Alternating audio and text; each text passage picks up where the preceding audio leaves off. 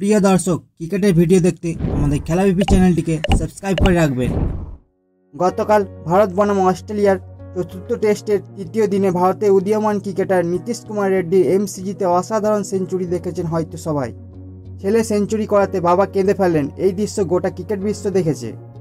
আজ মেলবোর্নে চতুর্থ দিনের খেলা শেষ হয়েছে। অস্ট্রেলিয়া তাদের দ্বিতীয় ইনিংসে 9 উইকেটে 228 রান করে, ফলে ভারতের সামনে 333 রানের বিশাল লক্ষ্য স্থাপন করেছে।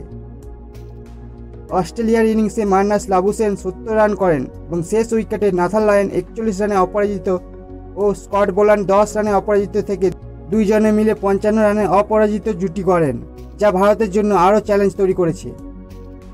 প্রথম ইনিংসে 18 বছরের তরুণ ব্যাটসম্যান শ্যামস কনস্টাস বুমরাকে চ্যালেঞ্জ করেছিলেন, যিনি বুমরাকে 2টি ছক্কা মেরে বলেছিলেন বুমরাকে পেলেই তার ব্যাট চলবে। কিন্তু দ্বিতীয় ইনিংসে বুমরা তাকে বোল্ড করে বুঝিয়ে দিলেন বুমরাকে খেলা অতটাও সোজা নয়। ভারতের পক্ষে জাসপ্রীত বুমরা 56 রানে 4 উইকেট নেন এবং তিনি তার টেস্ট ক্যারিয়ারের 200তম উইকেটও অর্জন করেন। ভারতের সামনে এখন চতুর্থ ইনিংসে 333 রানের লক্ষ্য, যা মেলবোর্নে টেস্ট ইতিহাসে একটি রেকর্ড চেজ হতে চলেছে।